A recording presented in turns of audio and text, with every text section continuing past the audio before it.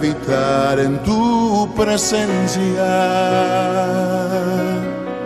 menguar para que crezcas tú, y cada día seré más como tú. Quebranta mi corazón, quebranta mi vida, te entrego mi voluntad a ti. Todo lo que soy, Señor, todo cuanto tengo es tuyo. Yo quiero menguar para que crezcas tú.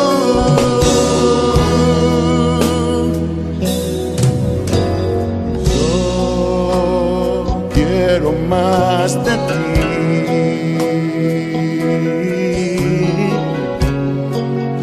y habitar en tu presencia,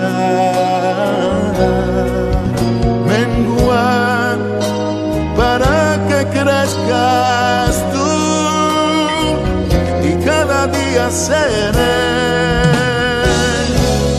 más como tú. Quebranta mi corazón, quebranta mi vida, te entrego mi voluntad a ti. Todo lo que soy, Señor, todo cuanto tengo es tuyo. Yo quiero menguar para que crezcas tú.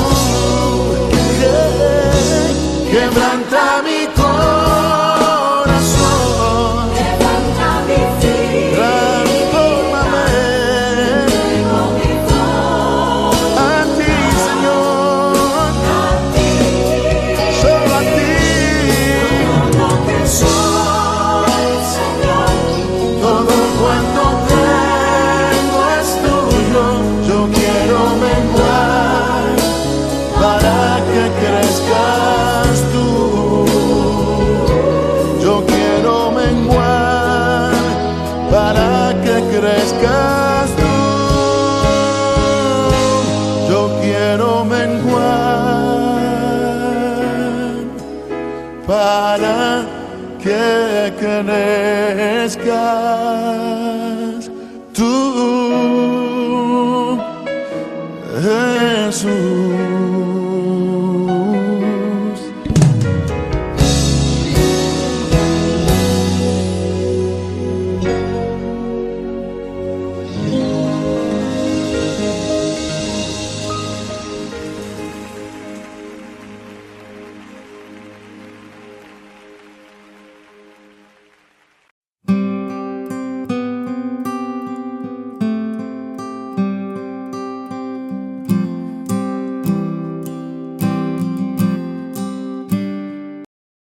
El libro de Proverbios, capítulo 10. Los proverbios de Salomón.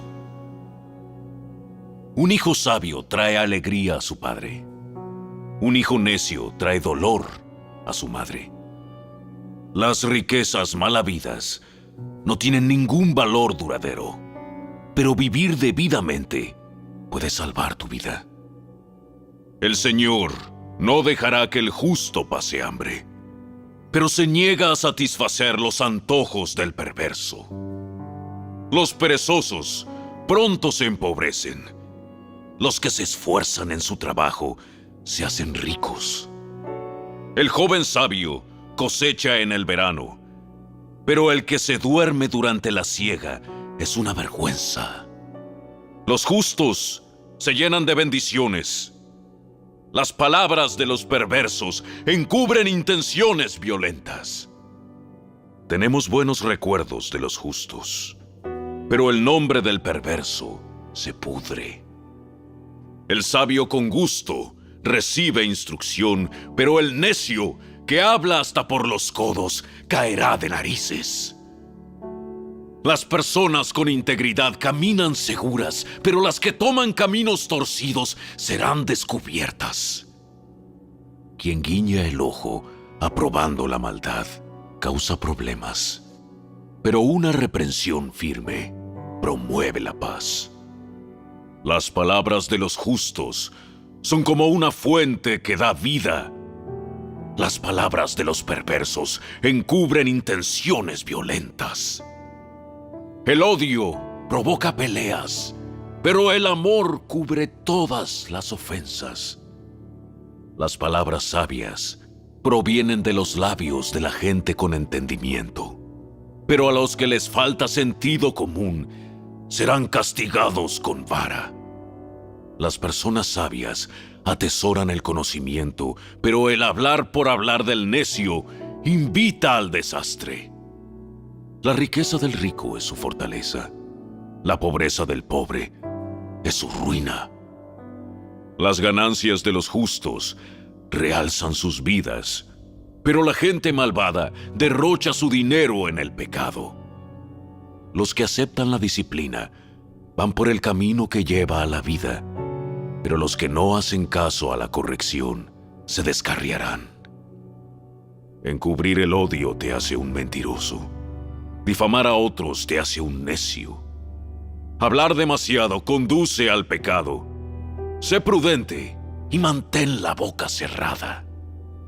Las palabras del justo son como la plata refinada.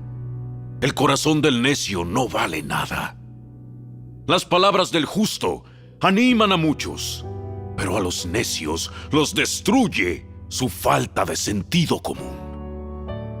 La bendición del Señor enriquece a una persona y Él no añade ninguna tristeza. Al necio le divierte hacer el mal, pero al sensato le da placer vivir sabiamente. Los temores del perverso se cumplirán. Las esperanzas del justo se concederán. Cuando lleguen las tormentas de la vida, arrasarán con los perversos, pero los justos tienen un cimiento eterno. Los perezosos irritan a sus patrones como el vinagre a los dientes o el humo a los ojos. El temor del Señor prolonga la vida, pero los años de los perversos serán truncados. Las esperanzas del justo traen felicidad, pero las expectativas de los perversos no resultan en nada. El camino del Señor es una fortaleza para los que andan en integridad, pero destruye a los que hacen maldad. Los justos nunca serán perturbados, pero los perversos serán quitados de la tierra. La boca del justo da sabios consejos, pero la lengua engañosa será cortada. Los labios del justo hablan palabras provechosas, pero la boca del malvado habla perversidad.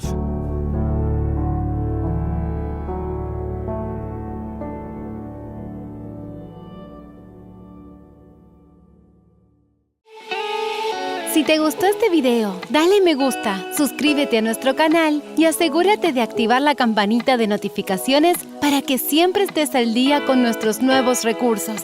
Recuerda seguirnos también en nuestras redes sociales.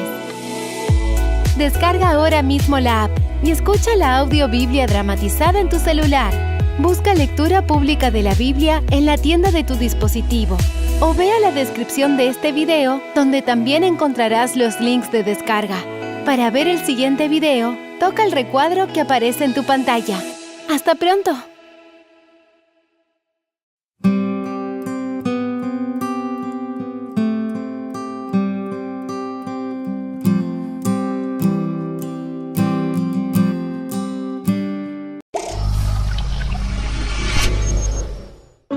Biblia explicada. Un recorrido diario por las Sagradas Escrituras. Hoy vamos a continuar nuestro recorrido explicativo por el texto bíblico con una nueva sección del libro de Proverbios o Mishlei en hebreo. Antes de leerlo, quiero compartirles algunos detalles importantes con respecto a este capítulo porque el capítulo comienza con un subtítulo, dice Proverbios de Salomón. Se supone que los proverbios los escribió Salomón. Entonces, esta sección da comienzo a una larga cadena de proverbios breves. O sea, es largo, pero los mensajes son cortos. Muchos mensajes cortos, más o menos independientes entre sí. En algunos casos parece notarse algún tipo de orden lógico, pero en general no se sigue ningún orden riguroso de pensamiento, puesto que muchos de los proverbios son independientes. Entonces fíjate que el capítulo 10 tiene 32 versículos y cada versículo es un proverbio que trae una enseñanza en contraste de las dos maneras en las que hay que vivir. La manera de obedecer a Dios y la manera de desobedecerle. Hay un contraste entre lo bueno y lo malo. La forma antitética de la poesía hebrea, o sea, el agudo contraste que hay entre la segunda parte del versículo con la primera, es la que comúnmente se emplea en estos proverbios. En el primer versículo se muestra una ilustración de este tipo de paralelismo. El primer versículo dice, Proverbios de Salomón, el hijo sabio alegra al padre, pero el hijo necio es tristeza de la madre. Ya aquí hay una enseñanza. Ahora, ¿quién ama al hijo? ¿El papá o la mamá? Los dos. Los dos aman al hijo. ¿Quiénes se entristecen por los errores del hijo? Pues los dos. Solo que como esto es una literatura poética, el escritor dice, el hijo sabio alegra al padre, pero también a la madre, solo que menciona al padre. Claro. Pero el hijo necio entristece a la madre, también entristece al padre, pero dentro de la poesía, para que se vea atractivo el mensaje y para que se pueda entender correctamente, se hace este contraste que vamos a ver en los siguientes versículos. Así que vamos a ir poco a poco hasta completar todos los 32 versículos. Ya leímos el primero, vamos a leer ahora a partir del segundo y vamos a ver los contrastes marcados en cada uno de los versículos. Dice, los tesoros de maldad no serán de provecho, mas la justicia libra de la muerte. Ahí está el contraste. Los tesoros de maldad no son de provecho, pero la justicia, o sea, las cosas que se logran justamente, pues te va a librar de la muerte. Vas a vivir tranquilamente. Así. Versículo 3. Jehová no dejará que el justo padezca hambre, mas rechazará la codicia de los malvados. Por supuesto. O sea, un codicioso entra en pecado. Si tú codicias, si yo codicio, puedo robar, matar, adulterar, mentir, hacer cualquier cosa que vaya en contra de los principios, de los mandamientos de Dios. Pero si yo trato de hacer las cosas de acuerdo a lo que Dios estableció, aunque sean muy difíciles, dice, el Señor no deja que el justo Padezca hambre. pase hambre. Esta es una promesa. Ujú. Una promesa en la cual nosotros debemos también de confiar. Porque esta promesa se puede interpretar incluso hasta para la parte de cuando, o sea, no podemos obtener un trabajo por guardar los mandamientos de Dios. Esto es una promesa que ahí también podemos aplicar. Claro, si yo hago las cosas como Dios ordena, yo debo confiar en la palabra de Dios. No ¿Qué puedo negar mi fe por una adversidad. No, es que yo tengo que trabajar en el sábado, porque es que si no trabajo, no tengo el dinero suficiente para mantener a mi familia. Entonces, ¿dónde están las promesas del Señor? ¿Dónde está la confianza en el Señor? Dice el versículo, y esto es para subrayar, el Señor no deja que el justo pase hambre. ¿Podrás tener dificultades? Claro que sí, pero el Señor va a proveer. Versículo 4. Dice, la mano negligente empobrece, pero la mano de los diligentes enriquece. Eso quiere decir que no voy a esperar que el pan caiga del cielo como en el tiempo de Israel en el desierto. O sea, Dios hace su parte, yo hago la mía. Yo voy y obro por fe y el Señor se encargará de sustentarme. Fíjate, hago la ilustración del maná en el desierto porque sí, el pan caía, pero la gente tenía que levantarse de mañana. Tenían que ir a buscarlo. Tenían que ir a buscarlo a cierta distancia porque no le caía en la puerta. O sea, ellos hacían su parte y Dios hacía su otra parte y eso se mantiene. Así Versículo es. número 5. El que recoge en verano es hombre sensato, pero el que duerme en tiempo de siega avergüenza. O sea, hay que ser laborioso. Hay que salir a buscar el trabajo, hay que buscar hacer algún tipo de actividad y Dios proveerá. Versículo 6. Hay bendiciones sobre la cabeza del justo, pero la boca de los malvados oculta violencia. La memoria del justo es bendecida, mas el nombre de los malvados se pudrirá. Claro, aquí habla de pudrir, o sea, evidentemente, O sea, que no lo van a recordar. sí, Habla de la memoria. cuando nosotros morimos, fuimos llevados al olvido, muy pocas veces se recuerda a las personas que no hicieron nada relevante en su vida, sino vivieron y ya se murieron. Pero la memoria del justo, como dice el libro de Apocalipsis, las obras con ellos siguen, descansan de sus trabajos, pero sus obras continúan, porque hemos dejado un legado. A través de nuestra experiencia y nuestro ejemplo hemos dejado un legado a nuestros hijos que nos pueden recordar. Y no solo a nuestros hijos, sino también a las personas que viven a nuestro alrededor, ¿no? Si nos portamos justamente, nos van a recordar como esas personas que fuimos justas, que fuimos emprendedoras, porque también habla del emprendimiento acá. Sí. Versículo 8. El de corazón sabio recibe los mandamientos, Interesante, aquí aparece la palabra mandamiento. mas el de labios necios va a su ruina. Interesante, este es otro versículo para subrayar. El sabio de corazón, no en su propia opinión, sino porque ha sido transformado por el Espíritu Santo, acepta los mandamientos, evidentemente los mandamientos de Dios. Pero el necio los rechaza, dice, este necio de labios caerá. Versículo 9. Dice, el que camina en integridad anda confiado, pero el que pervierte sus caminos sufrirá quebranto. El que camina en integridad. Ahora, para conocer el camino necesitamos conocer al Señor del camino para poder andar por las sendas de justicia Y andar confiado. y estar tranquilos porque el Señor nos va guiando. Hay una historia de los pioneros de la iglesia en el segundo reavivamiento del siglo XIX, donde una joven tiene un sueño, donde ve un sendero angosto, y en ese sendero angosto ve a esos peregrinos que van a la patria celestial, y que una luz los guía, y adelante está Cristo. Y la visión, el sueño, dice que mientras pongan su mirada en Jesús, no caerán por el precipicio. Pero algunos se desanimaron porque consideraron que el camino era muy largo y empezaron a caer del sendero. Empezaron a ver hacia atrás o a ver al compañero. Descuidaron su vida espiritual.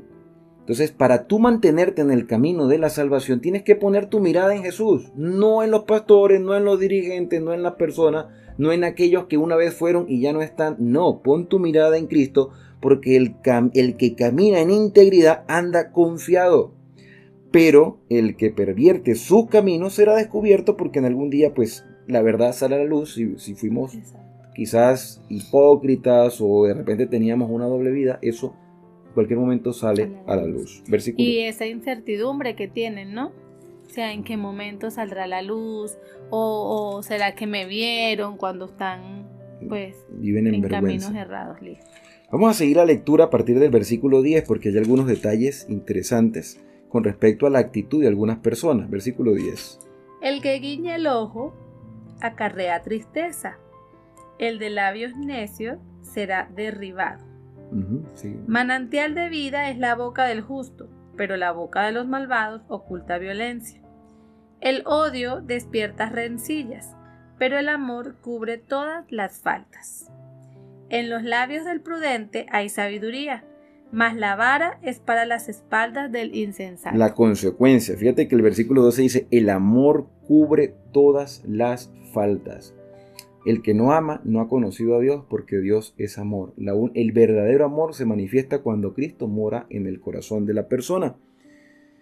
Y si la persona mantiene su imprudencia, falta de sabiduría, dice que la vara caerá a su espalda, o sea, el castigo, la consecuencia. Y aquí donde dice el amor cubre todas las faltas, también habla del perdón, ¿no? El amor perdona. Versículo 14. Dice, Los sabios atesoran sabiduría, mas la boca del necio es una calamidad cercana. Las riquezas del rico son su ciudad fortificada. La debilidad de los pobres es su pobreza. Ahora, aquí hay una comparación de la riqueza. Decíamos que la riqueza no era lo más importante, sino la sabiduría, porque la sabiduría nos ayuda a tener las posesiones. Dice, la riqueza del rico son su ciudad fuerte porque confían en ella. Y la pobreza es la ruina de los pobres. Ahora, ¿quién es un pobre en realidad? Una persona que desprecia la sabiduría también es un pobre, porque pobre es pobreza espiritual. Está la historia del joven rico. El joven rico le dijo, Señor, ¿qué necesito para ser salvo? Le dijo a Jesús. Y Jesús le dijo, pues guarda los mandamientos. No, Señor, todo eso lo he guardado de mi juventud. ¿Qué más me falta? Y Jesús le dijo, vende todo lo que tienes y dáselo a los pobres. El hombre tenía muchas riquezas, pero espiritualmente era un miserable. Porque él creía que la salvación era por obras. La salvación es por obras. Bueno, entonces vende todo lo que tienes y dáselo a los pobres. Pero a Zaqueo no le dijo eso. Jesús no le dijo eso a Zaqueo. Y Zaqueo tenía mucho dinero igual. Porque Zaqueo estaba dispuesto. Y Dios conocía el corazón. Y el mismo Zaqueo dijo, Señor, si yo he defraudado a alguien, devolveré 4 veces más lo que he defraudado. Y la mitad de mis bienes se la voy a dar a los necesitados, a los pobres. Pero Jesús nunca le pidió eso a Zaqueo. Porque ese no era el problema de Zaqueo. Ese era el problema del joven rico. Y Dios actúa según nuestras necesidades. Entonces hay riquezas materiales y pobreza espiritual. Y eso es la más peligrosa. Porque el pobre espiritual no se da cuenta de su pobreza. Por eso bienaventurados los pobres en espíritu, cuando reconocen que son pobres en espíritu, porque de ellos es el reino de los cielos. La obra del justo es para vida, el fruto del malvado es para pecado. Guardar la instrucción es camino que lleva a la vida. El que rechaza la reprensión yerra. Este versículo 17 en mi versión dice, el que atiende la disciplina está en el camino de la vida. La disciplina tiene que ver con ser guiados por un maestro. Somos discípulos de Jesús. Si aceptamos la disciplina, andamos en el camino de la vida. Jesús dijo, yo soy el camino, soy la verdad y soy la vida. Versículo 18. El de labios mentirosos encubre el odio. El que propaga la calumnia es un necio.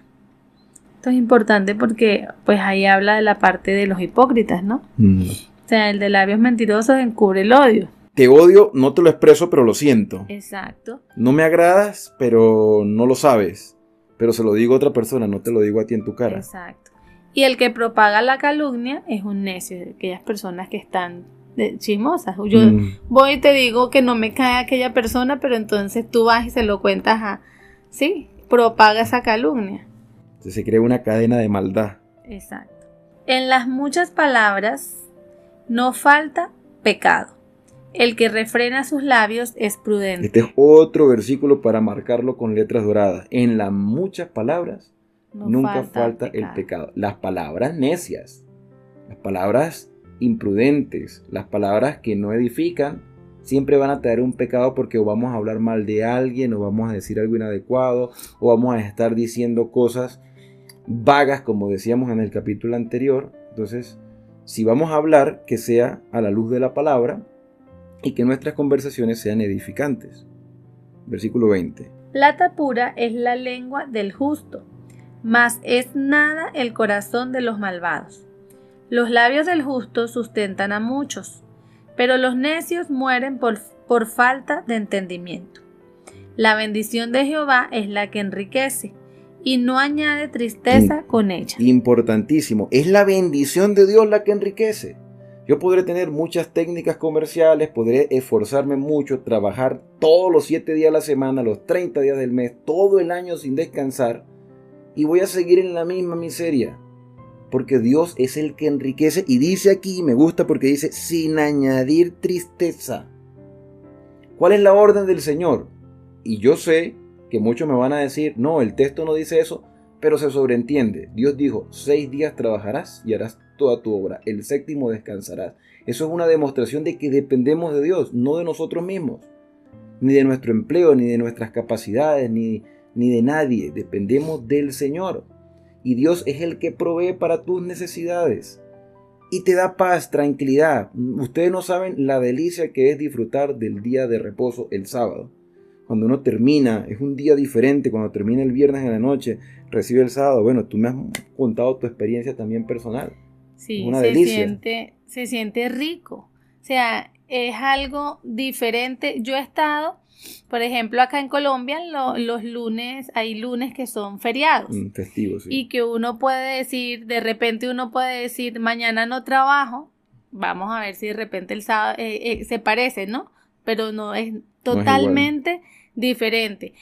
No es por el trabajo en sí, sino que cuando llegan las horas del día sábado, cuando ya cae la noche el viernes y comienzan esas horas, se siente una paz, se siente algo que no sé expresarlo completamente Hay que con vivirlo. palabras.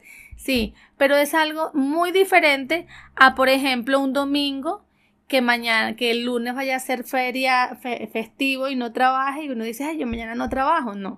No, es diferente, es una presencia de verdad que uno siente los viernes cuando cae el sol y ya empieza el día sábado. Así que si tú quieres saber lo que se siente, pues vívelo y disfrútalo, porque realmente es una delicia, como dice el profeta Isaías, y lo llamas delicia, santo, glorioso del Señor, te deleitarás en el Señor.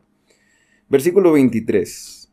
Dice, cometer maldad es una diversión para el insensato, mas la sabiduría recrea al hombre inteligente. Me gusta como lo dice esta versión, dice, el insensato halla placer en practicar el mal, pero el entendido se deleita en la sabiduría.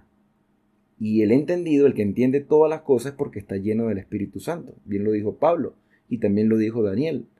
Cuando lleguemos a esos libros los vamos a confirmar. No, y es importante que nosotros como padres, desde que los niños están pequeños, le enseñemos que burlarse del compañero, querer hacerle de repente alguna maldad por chiste, por broma, es incorrecto, porque estos versículos debería uno demostrárselo a los niños, incluso pequeñitos, para que se den cuenta que a Dios le desagrada que nosotros estemos de repente haciendo bromas con nuestros compañeros sin saber si a ellos esas bromas les caen mal. Algunos de repente se ríen por pena, pero en el fondo les cayó mal esas bromas, y eso es lo que nosotros debemos enseñarle a los niños. Si todos los padres tuvieran en cuenta esto, yo creo que el bullying que se haría en las escuelas no existiría, o por lo menos fuera un poco minimizado. O sea, no sería tanto el bullying, porque últimamente en las escuelas el bullying es muchísimo, en especial en bachillerato, y nosotros como profes nos podemos dar cuenta que eso proviene de hogar, porque justamente los niños que hacen bullying son mayormente los niños que los padres pues no son tan dedicados, o no le enseñan. Tienen sus propios problemas en casa. Exacto. Tienen sus propios problemas y lo expresan. Entonces es importante que como padres tomemos estas cosas en consideración. La parte final del capítulo 10 va desde el versículo 24 hasta el 32, que dice: lo que el impío teme, eso le vendrá, pero al justo le será concedido su deseo. Cuando nosotros reclamamos las promesas del Señor y vivimos de acuerdo a su voluntad, Dios cumple su palabra. Como se pasa el torbellino, así el malo desaparece, pero el justo permanece para siempre. Aquí hay otra promesa. Esto está lleno de promesas. O sea, permanece para siempre, porque la promesa del Señor es que tendremos vida eterna. Siempre permaneceremos. Como el vinagre a los dientes y el humo a los ojos, así es el perezoso. ¿Sabe lo que hace el vinagre? Destruye los huesos. Y aparte de eso molesta. Se siente... Bueno, yo no he tomado vinagre, pero sí he sentido humo en los ojos. Pero sí sé que el vinagre destruye los huesos, y los dientes son parte de los huesos de nuestro cuerpo. Entonces, así es el perezoso para quien lo envía. O sea, el perezoso, o sea, causa molestia ver un hombre que no quiere trabajar, que no quiere ser laborioso, que no quiere que tiene ser que productivo. Estarlo arriando todo el tiempo. Estarlo mandando cuando ya se sabe qué es lo que debe de hacer. Y los adolescentes pasan por esa etapa de no querer hacer nada. Los que tenemos hijos adolescentes sabemos cómo es el asunto. Por eso es importante tener padres que instruyan a los hijos a ser productivos. Versículo 27, el temor del Señor prolonga la vida, pero los años de los impíos serán cortados. El Señor prolonga la vida. Nuevamente se reconfirma lo que dijimos anteriormente. La esperanza de los justos es alegría, mas la esperanza de los impíos perece. Tenemos esperanza y la esperanza nos motiva a ser perseverantes. El camino del Señor es refugio para el íntegro y el terror para el malhechor. O sea, el camino del Señor es terror para el malhechor. Exacto. Porque hay un juicio. Vamos a terminar con los 3 últimos versículos. El justo jamás será removido, pero los malvados no habitarán la tierra. De la boca del justo brota la sabiduría, mas la lengua perversa será cortada. ¿Sabes que esta parte me hizo recordar el versículo 29 y 30? Me hizo recordar un sermón que un pastor decía que Dios es fuego. Es fuego consumidor, pero a la vez también fuego purificador. Para los que le temen y lo aman, los purifica y los lleva a la vida eterna. Pero para los que no le temen, para los que no lo respetan, para, como dice acá, los insensatos, pues es fuego consumidor. Sí. Entonces me hizo recordar. Como los 3 jóvenes hebreos en el horno de fuego, que Dios los preservó porque eran fieles. Pero a los soldados que los llevaron, pues fueron consumidos por el fuego. Así será cuando Cristo venga. La presencia del Señor nos mantendrá de pie a los fieles, pero destruirá a los infieles. El versículo 31 dice: la boca del justo producirá sabiduría, pero la lengua perversa será cortada. Los labios del justo, se enfatiza el justo en los últimos 3 versículos, el justo jamás será removido. La boca del justo produce sabiduría y los labios del justo saben hablar lo que agrada. Esto me gusta mucho porque me hace recordar las palabras de Pablo.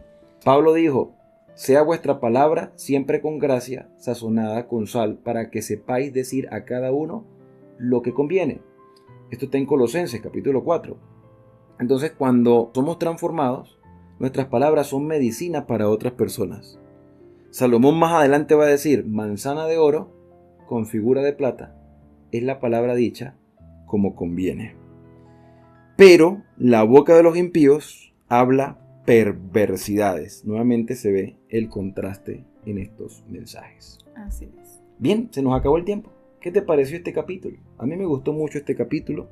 Es bastante extenso, hay muchas cosas para decir, pero creo que la esencia se mantiene de el contraste entre los que quieren hacer la voluntad del Señor y sus beneficios, y los que rechazan los mensajes del Señor y sus consecuencias.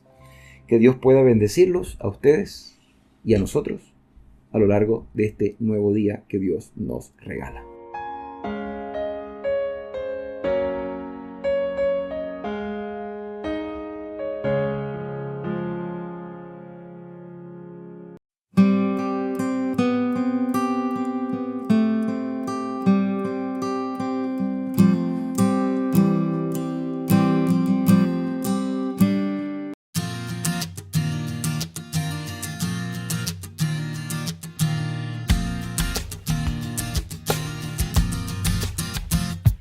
La Navidad es un tiempo de fiesta, un escenario de gozo, de dicha y de paz.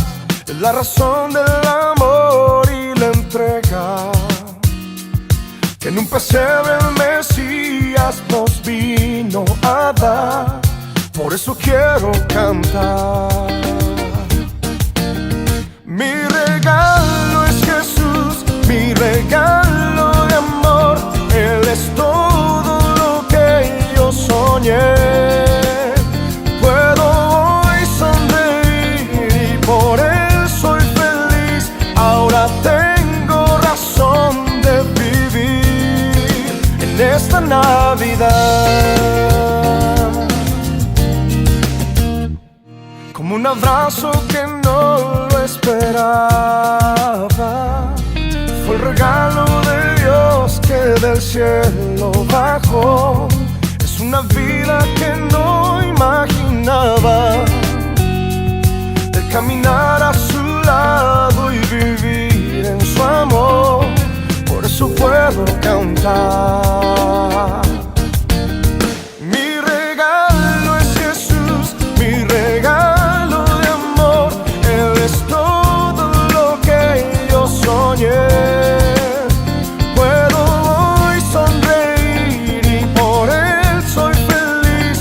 ahora tengo razón de vivir en esta Navidad.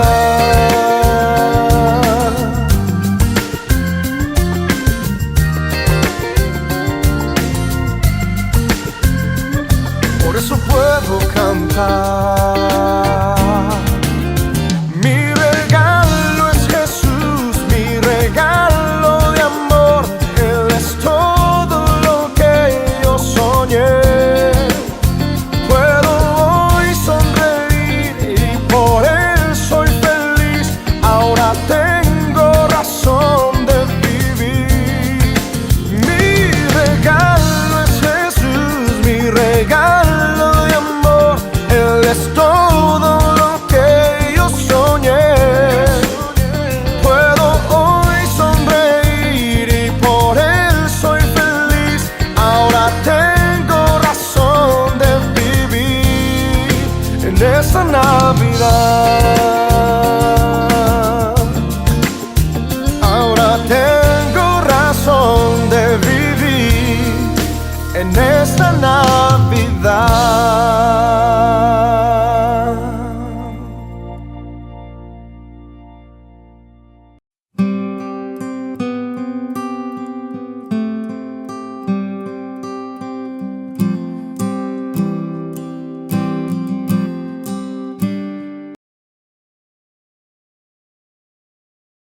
El libro del profeta Isaías. Isaías vivió en Jerusalén durante la segunda mitad del periodo del reino de Israel, y él habló a nombre de Dios a los líderes de Jerusalén y Judá. Primero que nada, él habló un mensaje sobre el juicio de Dios. Les advirtió a los líderes corruptos de Israel que su rebelión contra el pacto de Dios tendría un alto costo, que Dios usaría los grandes imperios, el de Asiria y después el de Babilonia, para traer su juicio sobre Jerusalén si persistían en la idolatría y la opresión al pobre. Pero ese anuncio estaba combinado con un mensaje de esperanza. Isaías creía profundamente que Dios cumpliría un día todas sus promesas del pacto, que Dios enviaría a un rey del linaje de David para establecer el reino de Dios. Recuerda 2 de Samuel 7. Que él guiaría a Israel a la obediencia a todas las leyes del pacto que se hicieron en el monte Sinaí. Recuerda Éxodo capítulo 19. Y todo esto sería para que la bendición y la salvación de Dios fluyeran hacia todas las naciones, como Dios le prometió a Abraham en Génesis capítulo 12. Y esta es la esperanza que movió a Isaías a levantar la voz contra la corrupción y la idolatría de Israel en su tiempo. Ahora, el libro tiene un diseño literario bastante complejo, pero hay una manera sencilla de ver cómo encaja todo junto. Los capítulos del 1 al 39 contienen 3 grandes secciones que desarrollan la advertencia de juicio de Isaías a Israel. Y todo culmina en un evento señalado al final del capítulo 39, la caída de Jerusalén y el exilio del pueblo en Babilonia. Pero en los capítulos del 1 al 39 también hay un mensaje de esperanza, de que después del exilio, todas las promesas del pacto de Dios se cumplirían. Y en los capítulos del 40 al 66 retoman esa promesa de esperanza y la desarrollan más. En este video solo nos enfocaremos en los capítulos 1 al 39. La primera sección principal se enfoca en la visión de juicio y de esperanza de Isaías para Jerusalén. Y comienza conforme Isaías acusa a los líderes de la ciudad de rebeldía contra el pacto, idolatría e injusticia. Y Dios dice que Él juzgará a la ciudad enviando a las naciones a conquistar a Israel. Isaías dice que esto será como un fuego purificador que acabará con todo lo que es indigno en Israel para crear una nueva Jerusalén que esté poblada por un remanente que se ha arrepentido y regresado a Dios. E Isaías dice que entonces será cuando el reino de Dios vendrá y todas las naciones vendrán al templo en Jerusalén y aprenderán de la justicia de Dios, produciendo un tiempo de paz universal y armonía. Ahora, esta narrativa básica del juicio sobre la vieja Jerusalén, purificándola en una nueva Jerusalén, será repetida una y otra vez a lo largo del libro, siendo cada vez más detallada. Entonces, en el centro de esta sección tenemos la gran visión de Isaías. Dios sentado en su trono en el templo, y Él está rodeado por estas criaturas celestiales que están exclamando que Dios es santo, santo, santo. E Isaías de repente se da cuenta de lo corruptos que son él y su pueblo, Israel. Y él está convencido de que va a ser destruido por la santidad de Dios, pero no es así. La santidad de Dios en la forma de un carbón encendido viene y lo quema, pero no para destruirlo, más bien lo purifica de su pecado. Y conforme Isaías medita en esta extraña experiencia, Dios lo envía a realizar una tarea muy difícil. Él debe seguir anunciando el juicio venidero. Pero debido a que Israel ha llegado al punto sin retorno, sus advertencias tendrán un efecto paradójico y endurecerán al pueblo. Pero Isaías debe confiar en el plan de Dios. Israel va a ser cortado como un árbol y abandonado como un tronco en el campo. Y ese tronco será quemado y calcinado. Pero después de toda esa quemazón, Dios dice que ese tocón ardiente es una semilla santa que sobrevivirá para el futuro. Es una pequeña señal de esperanza. Pero, ¿quién o qué es esa semilla santa? El resto de la sección ofrece una respuesta. Isaías confronta a Acaz, un descendiente de David y rey de Jerusalén, y anuncia su caída. Dios dice que es el gran imperio de Asiria quien primero derribará a Jerusalén y devastará la tierra, pero hay esperanza. Por la promesa de Dios a David, después de esta destrucción, Él enviará un nuevo rey llamado Emanuel, que significa Dios con nosotros. Y el reino de Emanuel liberará al pueblo de Dios de los imperios violentos y opresores. E Isaías describe a este rey venidero como un retoño nuevo que surgirá del viejo tronco de la familia de David. Y este rey es la semilla santa del capítulo 6, y el rey será empoderado por el Espíritu de Dios para gobernar sobre una nueva Jerusalén y traer justicia para los pobres. Y todas las naciones buscarán la guía de este rey mesiánico. Su reino transformará toda la creación trayendo paz. Ahora, terminamos los capítulos del 1 al 12 con un entendimiento bastante bueno del mensaje de juicio y de esperanza de Isaías. Pero, ¿cuándo sucederá todo esto? Isaías vio otro imperio levantándose después de Asiria, y este es Babilonia, quien también atacaría a Jerusalén, y de hecho tendría éxito en destruirla. Y eso nos lleva a las siguientes secciones del libro. Primero tenemos una gran colección de poemas que exploran el juicio de Dios y la esperanza para las naciones. Se nos enseña primero que nada sobre la caída de Babilonia y de los vecinos de Israel. Isaías podía ver que el poder mundial de Asiria sería un día reemplazado por el imperio de Babilonia, una nación todavía más destructiva y arrogante. Y los reyes de Babilonia decían que eran más grandes que todos los otros dioses, así que Dios promete hacer caer a Babilonia. Y no solo Babilonia, Isaías nombra a los vecinos de Israel, acusándolos a todos de la misma clase de orgullo e injusticia, y predice su ruina eventual. Pero recuerda, para Isaías, el juicio de Dios nunca es la última palabra, ni para Israel ni para las naciones. Y eso nos lleva a la siguiente sección, que es una serie de poemas que cuentan la historia de dos ciudades. Está la ciudad enaltecida, que se ha exaltado a sí misma por encima de Dios y se ha vuelto corrupta e injusta. La ciudad es un arquetipo de la humanidad rebelde, y se describe con un lenguaje que se toma prestado de las descripciones anteriores de Isaías de Jerusalén, Asiria y Babilonia, puestas todas juntas. Esta ciudad está destinada a la ruina y un día será reemplazada por la nueva Jerusalén, donde Dios reina como rey sobre una humanidad redimida, proveniente de todas las naciones, y no hay más muerte o sufrimiento. Estos capítulos son el clímax de esa sección y muestran cómo el mensaje de Isaías apunta mucho más allá de su tiempo. Era un mensaje para todos los que están esperando que Dios traiga justicia sobre los reinos violentos y opresores, y que traiga su reino de justicia, paz y amor sanador. La siguiente sección regresa el enfoque al ascenso y al descenso de Jerusalén. Y primero encontramos un conjunto de poemas donde Isaías acusa a los líderes de Jerusalén de volverse a Egipto para obtener protección militar contra Asiria. Él sabe que ese tiro le saldrá por la culata, e Isaías dice que solo confiar en Dios y el arrepentimiento puede salvarlos ahora, lo que se ilustra con la historia del ascenso de Ezequías, rey de Jerusalén. Justo como predijo Isaías, los ejércitos asirios vienen e intentan atacar la ciudad. Así que Ezequías se humilla delante de Dios y ora por liberación divina, y la ciudad es salvada milagrosamente de un día para otro. Pero el ascenso de Ezequías es seguido inmediatamente por su caída. Él recibe a una delegación de Babilonia e intenta impresionarlos al mostrarles los tesoros, el templo y los palacios de Jerusalén. Es claramente un esfuerzo para hacer otra alianza política para recibir protección. Isaías se entera y confronta a Ezequías por su necedad. Él predice que este aliado un día lo traicionará y regresará como enemigo para conquistar Jerusalén. Y sabemos por Segunda de Reyes, capítulo 24 y 25, que Isaías tenía razón.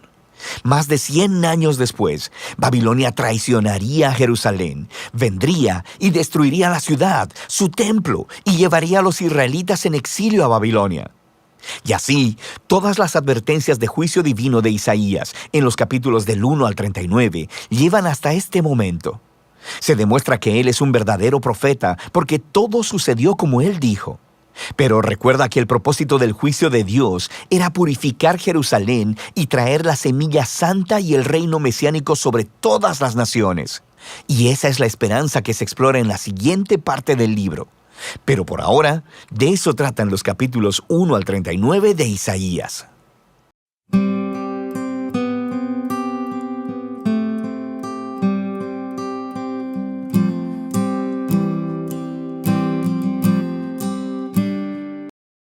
El libro de Isaías, capítulo 11. Del tocón de la familia de David saldrá un brote. Sí, un retoño nuevo que dará fruto de la raíz vieja. Y el Espíritu del Señor reposará sobre él. El Espíritu de sabiduría y de entendimiento. El Espíritu de consejo y de poder. El Espíritu de conocimiento y de temor del Señor. Él se deleitará en obedecer al Señor. No juzgará por las apariencias, ni tomará decisiones basadas en rumores. Hará justicia a los pobres y tomará decisiones imparciales con los que son explotados. La tierra temblará con la fuerza de su palabra, y bastará un soplo de su boca para destruir a los malvados.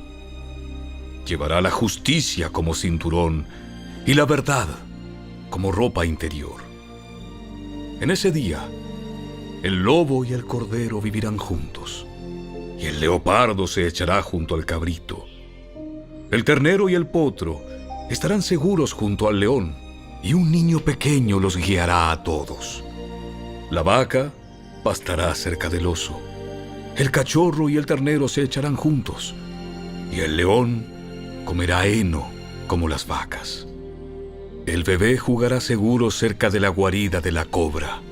Así es, un niño pequeño meterá la mano en un nido de víboras mortales y no le pasará nada.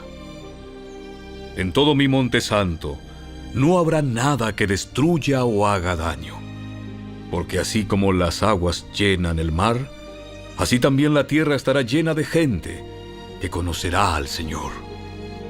En ese día, el heredero del trono de David será estandarte de salvación para el mundo entero. Las naciones se reunirán junto a él, y la tierra donde vive será un lugar glorioso. En ese día, el Señor extenderá su mano por segunda vez para traer de regreso al remanente de su pueblo, los que queden en Asiria, en el norte de Egipto, en el sur de Egipto, Etiopía y Elam, en Babilonia, Hamat y todas las tierras costeras distantes. Levantará bandera en medio de las naciones y reunirá a los desterrados de Israel. Juntará al pueblo disperso de Judá, desde los confines de la tierra. Entonces, por fin terminarán los celos entre Israel y Judá y dejarán de ser rivales. Unirán sus fuerzas para caer encima de Filistea al occidente. Juntos, atacarán y saquearán a las naciones situadas al oriente. Ocuparán las tierras de Edom y de Moab, y Amón los obedecerá. El Señor abrirá un camino seco a través del golfo del Mar Rojo.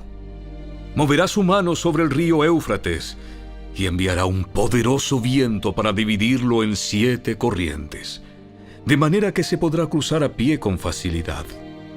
Abrirá una carretera para el remanente de su pueblo, el remanente que viene de Asiria, tal como lo hizo por Israel hace mucho tiempo cuando regresó de Egipto.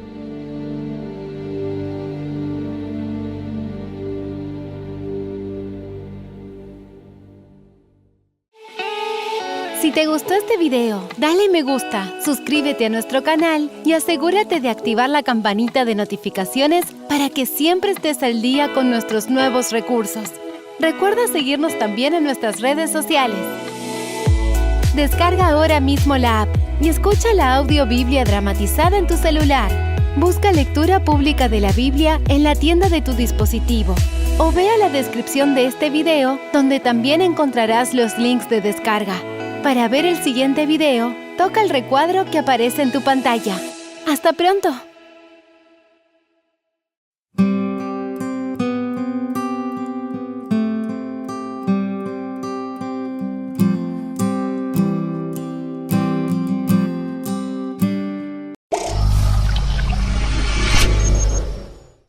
Biblia explicada. Un recorrido diario por las Sagradas Escrituras. Hoy vamos a continuar con nuestro análisis sistemático de las Sagradas Escrituras y hemos llegado al capítulo número 11 del libro del profeta Isaías. Este capítulo es la continuación de lo que hemos venido analizando desde el capítulo 7, después del llamamiento que Dios le hizo a Isaías, la reconfirmación de su ministerio profético. Pasamos al tiempo del rey Acaz y en este tiempo había una adversidad porque los asirios estaban amenazando los territorios de Israel y de Judá.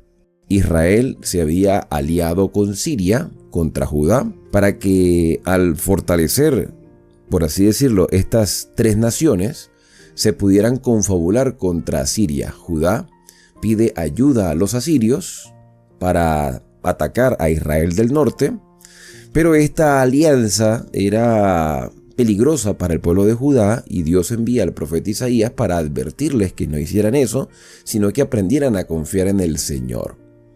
Y a través de algunas alusiones mesiánicas como una virgen concebirá y dará a luz un hijo, o niño nos es nacido y el principado sobre su hombro y será llamado admirable consejero, Dios fuerte, Padre eterno, príncipe de paz. Estos capítulos que hemos venido estudiando nos hacen referencia directa a las promesas del Mesías que pagaría el precio del pecado de toda la humanidad. Promesa que venía haciéndose desde el Edén. Desde Génesis, Dios dijo al hombre y a la mujer que a través de la simiente de la humanidad, aplastaría la cabeza de la serpiente, o sea, la cabeza del maligno, de Satanás, y le pondría fin al pecado. Ellos serían redimidos. Pero en el contexto del profeta Isaías, las devastaciones vendrían a causa de la infidelidad, tanto del pueblo de Israel en el norte, como de Judá en el sur, y es una advertencia para ti y para mí, como pueblo de Dios del tiempo del fin, a aprender a hacer la voluntad del Señor. En el versículo número 1 del capítulo 11 dice, del tronco de Isaí, es decir, de la descendencia de David, saldrá una vara y un vástago retoñará de sus raíces. Del tronco. ¿Por qué se habla del tronco? Porque el árbol ha caído. El árbol ha sido cortado. ¿Cuál árbol? El árbol de Judá. En el libro del profeta Daniel vamos a ver cómo se compara a Nabucodonosor y a su reino con un árbol que crece y cubre gran parte de la tierra y hace sombra y sustento para muchos animales. Pero ese árbol sería cortado, como queriendo decir quitarle la fuerza a su reino, a su poder, a su señorío.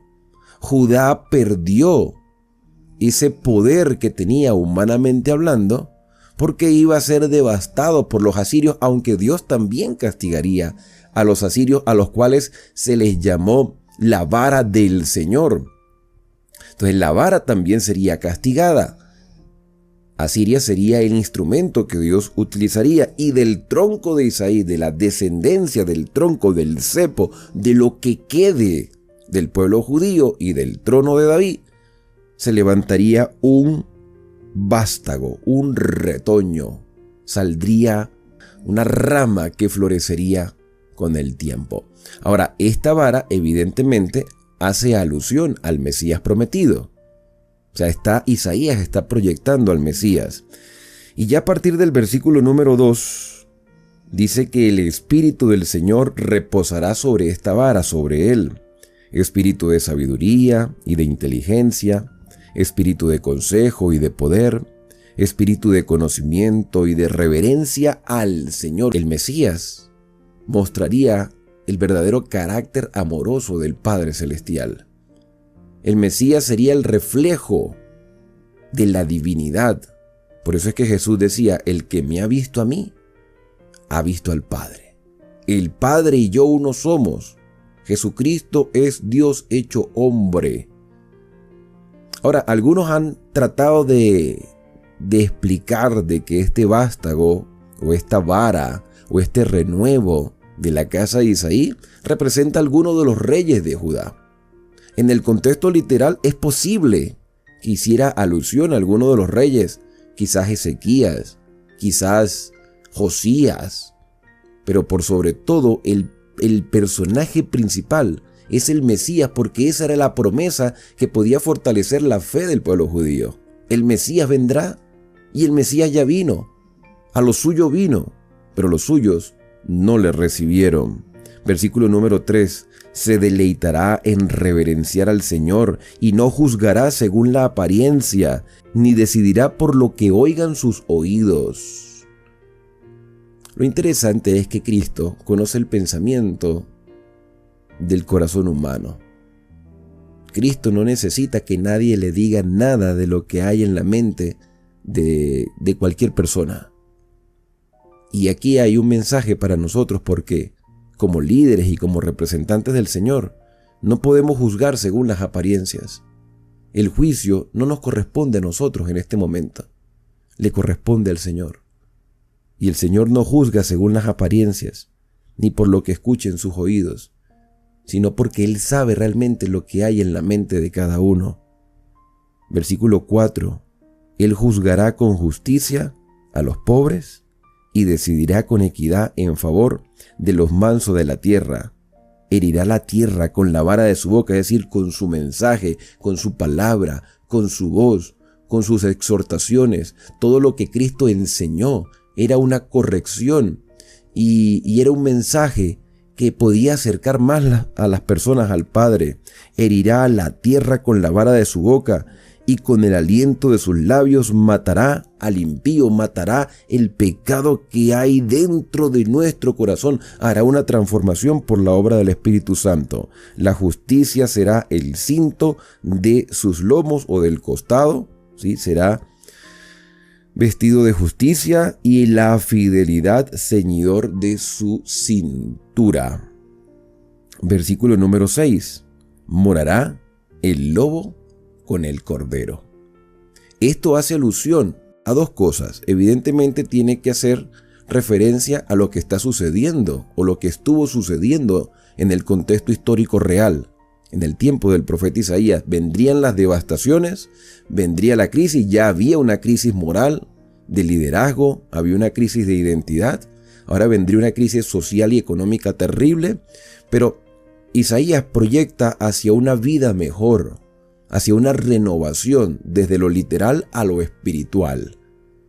Entonces Dios dice, mira, morará el lobo con el cordero. Cuando tú lees esto desde el punto de vista escatológico, desde el punto de vista profético de los eventos finales, tú piensas en el cielo nuevo y en la tierra nueva. Pero desde el punto de vista literal, este lobo y el cordero puede representar a ciertos grupos de personas, donde ya no vivirán en enemistades, porque habrá un cambio y una transformación del corazón. O sea, tiene estas aplicaciones. Morará el lobo con el cordero, y el leopardo con el cabrito se acostará. El becerro, el león y la bestia doméstica andarán juntos, y el niño los pastoreará. Habrá armonía y habrá paz, porque al Mesías se le llama príncipe de paz, admirable consejero, Dios fuerte, Padre eterno. Habrá paz En la transformación de la mente y el corazón aprendemos a depender de Dios y hay paz y armonía entre nosotros. Esa armonía debe comenzar ahora, cuando Cristo mora en tu corazón. Hay armonía en todas las áreas de nuestra vida, desde lo social, familiar, académico, espiritual, religioso, lo que sea. Dios proporciona paz y la transformación tiene que comenzar aquí, en este preciso momento. No podemos estar en enemistades, ni con nuestra familia, ni con nuestros compañeros de estudio ni trabajo, ni con nuestros hermanos de fe, y mucho menos con los que pertenecen a otras denominaciones religiosas. Debe haber armonía sin vender los principios. Los principios son firmes. Es que esos principios es los que nos ayudarán a vivir en armonía con Dios y con nuestros semejantes. El niño los pastoreará. Imagínense que Jesús dijo que el que no fuera como un niño no podrá entrar en el reino de los cielos. El corazón de un niño es inocente, es humilde, es noble, es sincero y está constantemente aprendiendo. Y nosotros aprenderemos a pastorear, a dirigir. Nosotros aprenderemos a vivir en plenitud, en contacto con nuestro Padre Celestial a través de Cristo y la obra del Espíritu Santo y con nuestros semejantes. La vaca y la osa pasarán en compañía, sus crías se echarán juntas y el león comerá paja como buey. Esto evidentemente es transformación. El niño de pecho jugará sobre la cueva del aspi, es decir, de la serpiente. La serpiente representa a Satanás, pero desde el punto de vista escatológico, que por supuesto habla de la tierra nueva, los animales serán mansos. Pero desde el punto de vista ya de la aplicación tanto literal como la que nos compete a nosotros en este tiempo, es decir, que no le tendremos miedo a Satanás, porque el Señor es nuestra protección. También dice que el recién destetado extenderá su mano sobre el escondrijo de la víbora, por la protección que Dios nos da. Versículo número 9. No harán mal ni dañarán en todo mi santo monte, porque la tierra estará llena, y aquí está el secreto de por qué ocurrió esto. ¿Por qué ocurre toda esta transformación y por qué Dios proporciona todas estas virtudes y beneficios? La respuesta está en el versículo 9. La tierra estará llena del conocimiento del Señor, como el agua llena el mar. Habrá conocimiento. ¿Cuándo debe comenzar ese conocimiento? Ahora. La razón por la cual Judá e Israel cayeron en la desgracia fue por la falta de conocimiento, no porque no había conocimiento, sino porque no quisieron aceptarlo. Y hoy el mundo está como está por falta de conocer al Señor. Pero ¿cómo lo van a conocer? A través de nuestro testimonio, porque podemos decir, esto realmente funciona. Esto realmente es bueno para mi vida. Yo lo estoy viviendo, yo lo estoy experimentando desde lo personal hasta lo familiar y lo social. Habrá conocimiento de Dios. Estamos tratando de conocer la voluntad del Señor cada día y demostrando que sí realmente es el camino por donde debemos andar. La tierra estará llena del conocimiento del Señor, como el agua llena el mar. En ese tiempo, la raíz de David, que hace alusión a Cristo, al Mesías, será la bandera de los pueblos. Cristo será exaltado, pero no solo de nombre. No solo de nombre. Algunos me hacían comentarios con respecto al versículo 1 del capítulo 4 que ya estudiamos, yo lo expliqué, pero algunos dicen, mira, siempre lo habíamos entendido como que muchos se dirán o se identificarán con Cristo, pero vivirán según sus obras. Bueno, eso es una aplicación que se le puede hacer. Eso es una aplicación. Muchos dicen ser cristianos de nombre, pero en realidad no viven el cristianismo. Y según lo que dice el versículo, la raíz de David, que es el Mesías, Cristo, será la bandera de los pueblos. Y desde el contexto literal, Israel y Judá debieron haber vivido esperando la venida del Mesías con ansias, como tú y yo hoy debemos esperar el retorno de Cristo a la tierra. La raíz de Isaí será la bandera de los pueblos, las naciones se juntarán a ella, o sea, a la bandera, al Mesías, y el lugar de su reposo será glorioso. En ese tiempo el Señor volverá a extender su mano para recobrar el remanente de su pueblo que aún esté, y se menciona diferentes lugares. El Señor va a traer de diferentes rincones de la tierra a su pueblo así, no tanto a la tierra de Jerusalén, a la cual todavía se están peleando por esa tierra que es normal como cualquier otra tierra. El Señor traerá a todos así donde quiera que nos encontremos. Nos busca, el Señor nos busca, no importa que estés en Europa, en Asia, que estés en Oceanía, en América, en los lugares más recónditos. Dios te busca de alguna u otra manera. El Señor te trae así y hace que la luz resplandezca en tu vida. Y aquí se menciona Asiria, Egipto, Partis, Etiopía, Persia, Caldea, Hamás y las islas del mar. Versículo 12, levantará bandera, que la bandera es la verdad presente, que Cristo es Dios, que Cristo es nuestro intercesor en el santuario celestial, que Él ya pagó el precio del pecado por la humanidad en la cruz del Calvario, que vendrá de nuevo en gloria y majestad. O sea, todo ese mensaje, toda esa bandera se levantarán en todas las naciones y juntarán a los de alrededor de Israel y a los esparcidos de Judá de los 4 confines de la tierra. Ahora, esto hace alusión también a lo que aparece en Apocalipsis 7 y en Apocalipsis 14, donde se habla de un grupo de personas llamados los 144,000, que en realidad son una gran multitud, y dice, son de todas las tribus de Israel, porque Juan escuchó que eran de las 12 tribus de Israel, pero cuando se volteó para mirar se dio cuenta que eran habitantes de toda la tierra. Y los habitantes de toda la tierra son llamados a congregarnos en el nombre del Señor, es decir, tener el mismo sentir, el mismo pensamiento, el mismo propósito. No es simplemente agarrar a todos los que sean de la religión judía y llevarlos a la tierra de Israel. Eso no es lo que quiere decir, aunque algunos los hayan interpretado de esa forma. Versículo 13, se disipará la envidia de Efraín, pero Efraín ya había sido deportada, pero volverían. Efraín es Israel del norte, y los enemigos de Judá serán destruidos. Efraín no envidiará a Judá, ni Judá afligirá a Efraín. O sea, ya no habrá ese conflicto ni entre naciones, ni entre religiones, ni entre hermanos. O sea, aquí hay paz plena, aquí hay armonía, sino que se levantarán contra los filisteos del occidente, que de manera literal vendrían siendo los que están hoy en Gaza, en Palestina, pero antiguamente era la tierra de Filistea. Por eso es que algunos lo toman de manera literal como que tenemos la libertad de ir a atacar. No, o sea, cuando habla de los filisteos está hablando de sus convicciones erradas. Una lucha contra el mal, no contra las personas, porque Dios quiere salvar a las personas, pero quiere cambiar su mentalidad. Se levantarán contra los filisteos del occidente y saquearán también al oriente, a Edom y a Moab, que son naciones que ya no existen, aunque los territorios se llaman de otra forma. Les servirán y los hijos de Amón los obedecerán. El Señor secará la lengua del mar de Egipto. La lengua del mar de Egipto, o sea, el mar rojo. Esto hace alusión a la liberación de la esclavitud del pecado. Como Israel fue liberado de la esclavitud de Egipto, el Señor permitirá que su pueblo pase en seco. El Señor allanará el camino.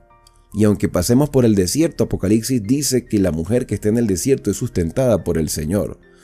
O sea que Dios provee para su pueblo, Dios nos ayuda en medio de las adversidades, porque vivimos en la bendita esperanza, y aquí hace alusión a la liberación. El Señor secará la lengua del mar de Egipto, con un viento abrasador agitará su mano sobre el río Éufrates. Imagínate que pasamos de Egipto al río Éufrates. Entonces, Egipto hace alusión a la esclavitud. Su liberación es también la liberación del pecado.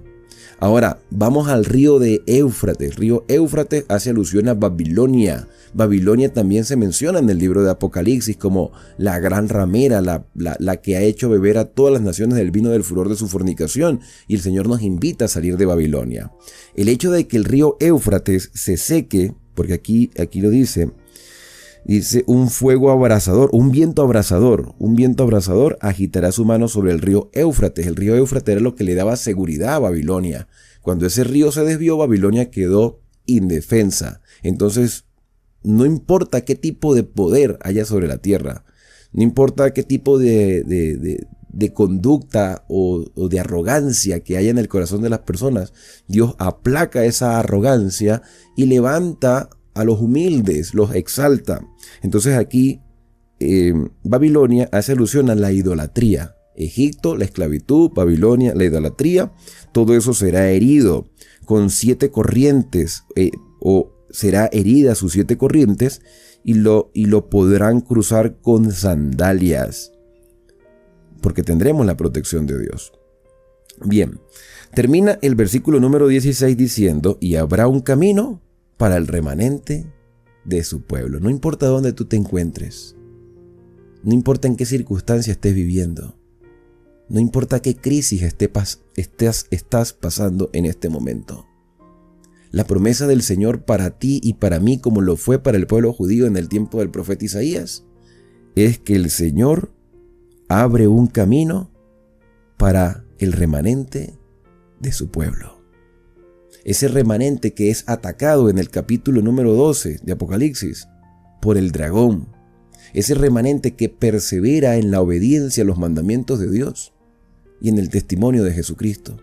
Ese remanente que se describe en los capítulos 7 y 14 como un grupo de 144,000 vestidos de ropas blancas. Ese remanente podemos ser tú y yo en este día. Habrá un camino para el remanente de su pueblo. Y Jesucristo dijo, yo soy el camino. Hoy debemos ser verdaderos cristianos. Hoy el cristianismo ha sido muy pisoteado por los infieles y hemos dado una proyección errada al resto de las denominaciones no cristianas. Ustedes saben que el cristianismo se divide en 2. El cristianismo católico, que lamentablemente está sumido en la idolatría, y el cristianismo protestante, que lamentablemente ha echado por tierra los principios establecidos por Dios. Aunque proclamen la obra del Espíritu Santo en su vida, Isaías dice, a la ley y al testimonio, si no hablaren conforme a eso, es porque no les ha amanecido. Dios ha dado una ley, una norma, ha dado una advertencia y nos brinda una promesa. Para ti hay un camino, porque tú formas parte del remanente que guarda los mandamientos de Dios. Hay un camino que quedó en Asiria, así como lo hubo para Israel en el día que subió de Egipto. Cuando ellos salieron de Egipto se encontraron con el mar. Humanamente era imposible cruzar el mar, pero Dios hizo un milagro. Después llegaron al desierto, era imposible vivir en el desierto, pero Dios proveyó de seguridad con columna de fuego y columna de nube, y enviaba pan todos los días, pan que caía del cielo, y los reeducó, les mostró su voluntad, les dio su santa ley escrita con su propio dedo. Y aún teniendo toda esa información y toda esa experiencia que se transmitió de una generación a otra, el Señor dice aquí en el profeta Isaías que el buey y el asno son más inteligentes porque estos animales conocen a su Señor y el pesebre donde habitan. Pero su pueblo pereció por falta de conocimiento. Pero hoy hay conocimiento, hoy hay luz, una luz que fortalece nuestra fe y nos llena de esperanza. Para ti y para mí hay un camino, y ese camino es Cristo Jesús. Que este mensaje fortalezca cada día más nuestras convicciones. ¿Qué te ha parecido este capítulo? Si tienes algún comentario o alguna experiencia personal, comparte tu experiencia, demuéstrale a las demás personas que vale la pena seguir este camino. Vamos a orar.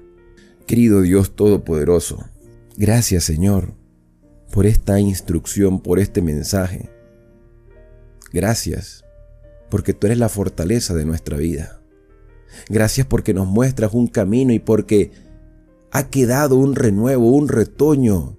Las promesas se han cumplido, el Mesías ha venido. Lamentablemente muchos hoy lo rechazan y otros que se dicen ser tus seguidores lo niegan, pisoteando tus mandamientos. Perdónanos, Señor, transfórmanos, permítenos vivir de acuerdo a tu voluntad y ser una luz a las demás naciones. Son agradecimientos que hoy te hacemos en el santo y bendito nombre de Cristo Jesús. Amén. Bien, la invitación es para que puedas acompañarme en el próximo capítulo, el capítulo 12, que es un capítulo muy corto, pero que a la vez es un canto de adoración a Dios que nos permite saber que en medio de la adversidad el Señor es nuestra fortaleza. Que Él pueda guiar tus pasos a lo largo de este día. No olvides suscribirte al canal si aún no lo has hecho y compártelo con tus amigos, familiares y conocidos para que ellos también puedan crecer en lo que Dios nos ha revelado.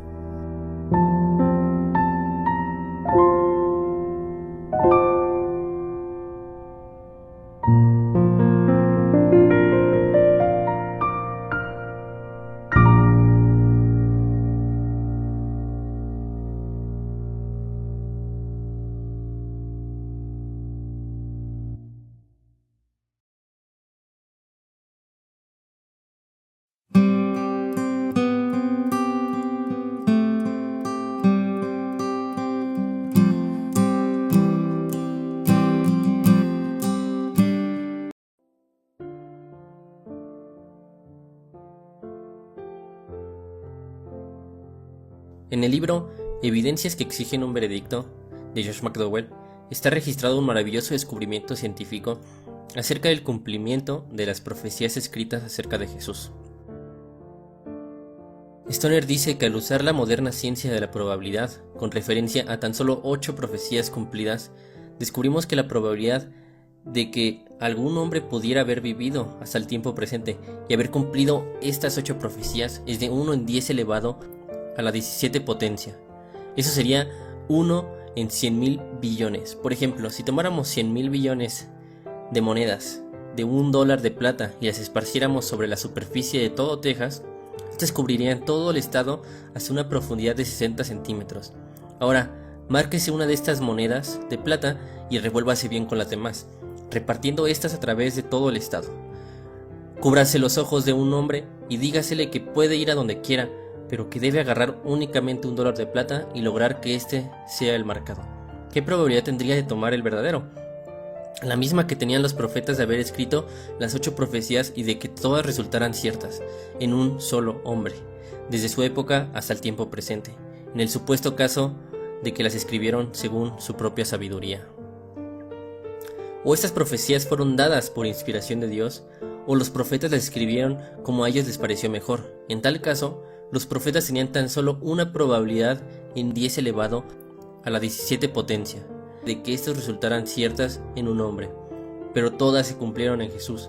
Esto significa que el cumplimiento de tan solo estas 8 profecías prueba que Dios inspiró la escritura de aquellas profecías con una precisión en la que falta solo una probabilidad en 100.000 billones para ser absoluta. Stoner considera 50 profecías y dice: encontramos que la probabilidad de que un hombre cumpliera 50 profecías es de 1 en 10.000 a la 160 potencia. Este es realmente un gran número y representa una probabilidad extremadamente pequeña. Procuremos visualizarla. El $1 de plata que hemos estado usando resulta demasiado grande. Tenemos que elegir un objeto más pequeño, el electrón. Es casi el objeto más pequeño del que tenemos conocimiento. Es tan pequeño que se requieren 2.5 veces 10 a la 15 de ellos, puestos uno junto a otro, en fila simple, para cubrir 1 pulgada de largo. Si fuésemos a contar los electrones de esa línea de 1 pulgada de largo, y contásemos a razón de 250 por minuto, día y noche, necesitaríamos 19 millones de años para contar los electrones de una línea de pulgada de largo. Para que 50 profecías se cumplan, necesitamos contar electrones de 1 pulgada cúbica, para lo que se requeriría contando inalcanzablemente 19 millones de veces por 19 millones de veces por 19 millones de años, o sea, 6.900 trillones de años. Tal es la probabilidad de que un hombre pudiera cumplir 50 profecías, y Jesús no cumplió 50, sino 350. Por lo tanto, es imposible literalmente que haya sido idea o invención humana o casualidad. El científico francés Émile Borel demuestra que si hay algo a nivel cósmico o terrenal que excede al índice de probabilidad de 10 a la 50 potencia, entonces no ocurrirá nada. Esto significa que estadística y científicamente hablando, la probabilidad de 10 a la 51 es igual a 0, lo que significa que es imposible. Entonces, la probabilidad de 350 profecías sería de 10 a la 800, 750 ceros más por encima de la absoluta que determina la imposibilidad matemática. Y Jesús cumplió todo eso. El cumplimiento de las profecías en Jesús va muchísimo más allá de la imposibilidad de lo imposible. Solo Dios pudo haberlo hecho.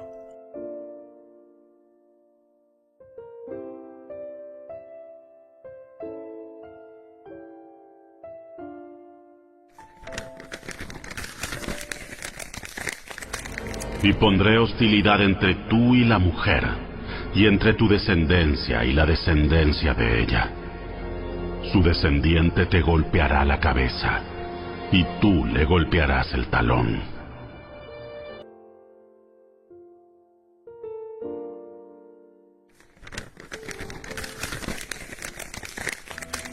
Sin embargo, cuando se cumplió el tiempo establecido, Dios envió a su Hijo, nacido de una mujer y sujeto a la ley.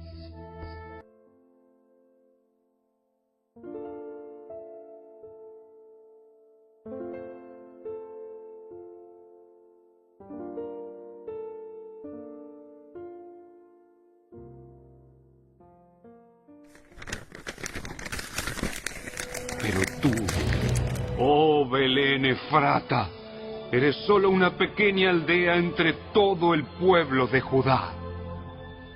No obstante, en mi nombre saldrá de ti un gobernante para Israel, cuyos orígenes vienen desde la eternidad.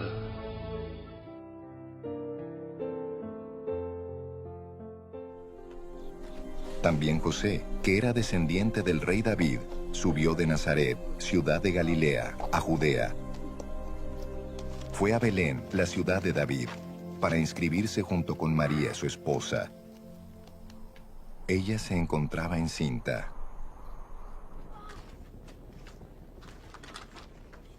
Y mientras estaban allí, se le cumplió el tiempo.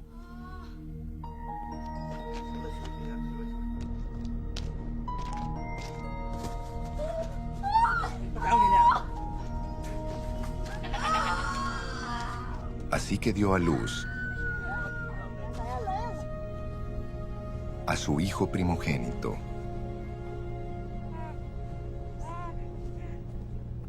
Lo envolvió en pañales y lo acostó en un pesebre, porque no había lugar para ellos en la posada.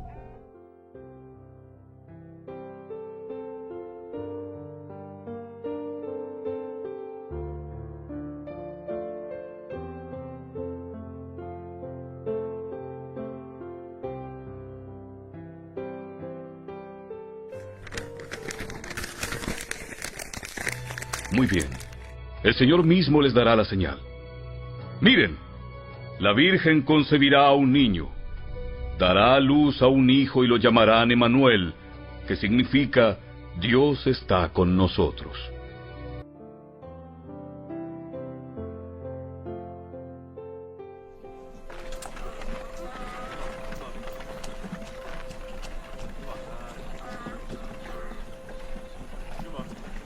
El nacimiento de Jesús, el Cristo, fue así. Su madre María estaba comprometida para casarse con José. Pero antes de unirse a él, resultó que estaba encinta por obra del Espíritu Santo.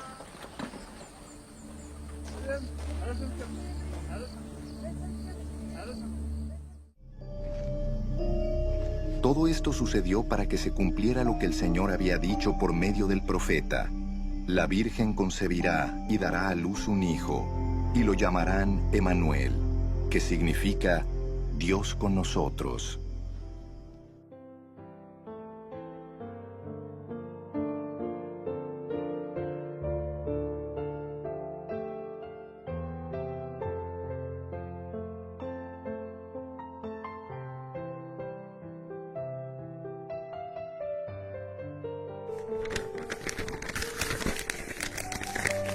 El Espíritu del Señor soberano está sobre mí, porque el Señor me ha ungido para llevar buenas noticias a los pobres. Me ha enviado para consolar a los de corazón quebrantado y a proclamar que los cautivos serán liberados y que los prisioneros serán puestos en libertad. Él me ha enviado para anunciar a los que se lamentan que ha llegado el tiempo del favor del Señor, junto con el día de la ira de Dios contra sus enemigos.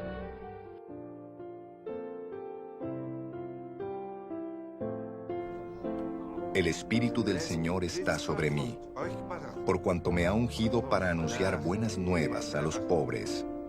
Me ha enviado a proclamar libertad a los cautivos y dar vista a los ciegos, a poner en libertad a los oprimidos.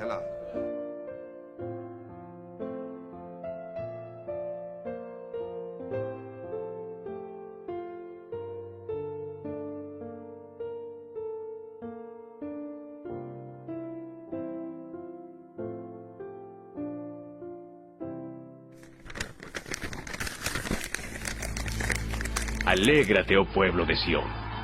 Grita de triunfo, oh pueblo de Jerusalén. Mira, tu rey viene hacia ti. Él es justo y victorioso, pero es humilde, montado en un burro, montado en la cría de una burra.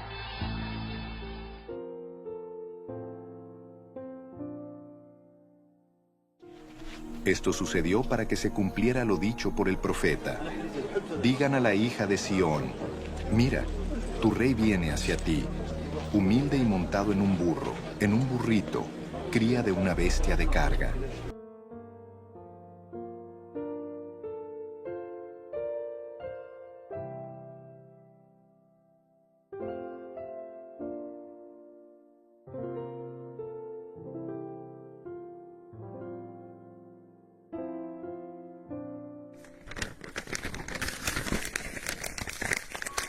Hasta mi mejor amigo, en quien tenía plena confianza, quien compartía mi comida, se ha puesto en mi contra.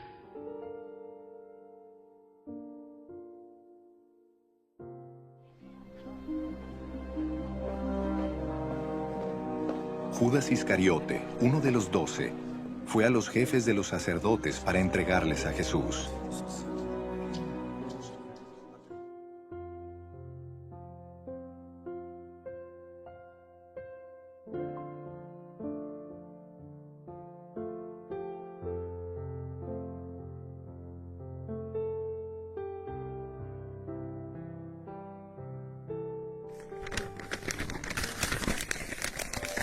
Al ser condenado injustamente, se lo llevaron. A nadie le importó que muriera sin descendientes, ni que le quitaran la vida a mitad de camino. Pero lo hirieron de muerte por la rebelión de mi pueblo.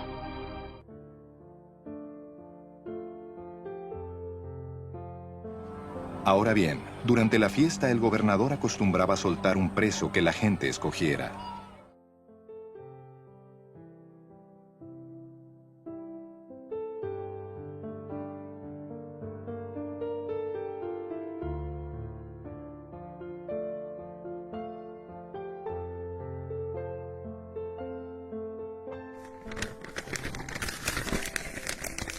Yo le rendiré los honores de un soldado victorioso, porque se expuso a la muerte.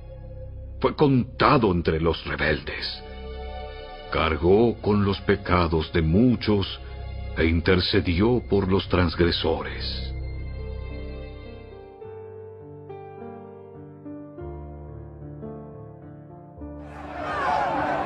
Con él crucificaron a 2 bandidos, uno a su derecha y otro a su izquierda.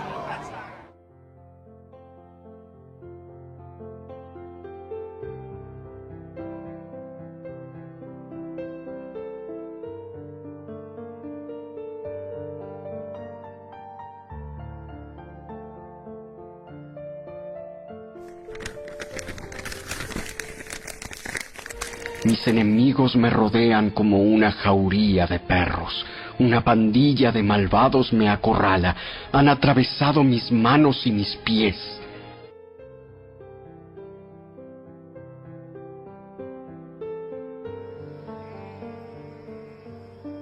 Una semana más tarde, estaban los discípulos de nuevo en la casa, y Tomás estaba con ellos. Aunque las puertas estaban cerradas, Jesús entró, y poniéndose en medio de ellos los saludó. La paz sea con ustedes.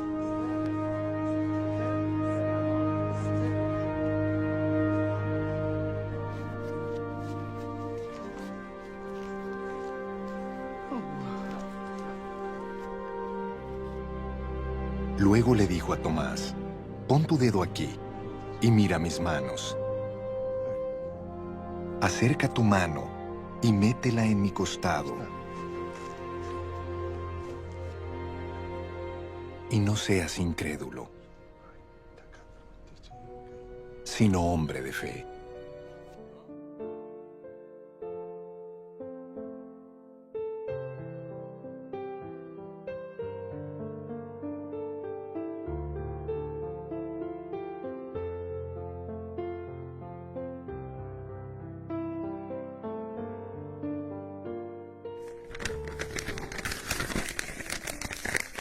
Pues tú no dejarás mi alma entre los muertos, ni permitirás que tu santo se pudra en la tumba.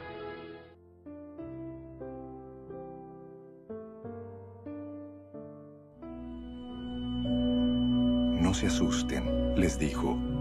Ustedes buscan a Jesús el Nazareno, el que fue crucificado. Ha resucitado.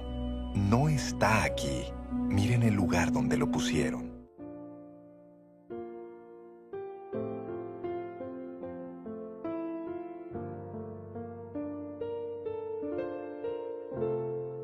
Al experimentar pandemias mundiales, colapso económico y creciente conflicto internacional, muchos sienten que estamos viviendo en el tiempo del fin, profetizado en la Biblia. El mundo ha tenido desastres naturales extremos, terremotos, erupciones volcánicas, pandemias e incluso guerras mundiales. Pero ¿sabía que la Biblia predice la llegada de un nuevo mundo, un nuevo gobierno mundial al que llamamos el mundo de mañana? Ese gobierno mundial no será dirigido por presidentes, dictadores, reyes o primeros ministros. El nuevo gobierno mundial será gobernado por un gran ser espiritual que vino a la tierra como Salvador del mundo. El Mesías, Jesús de Nazaret, regresará como Rey de Reyes y Señor de Señores.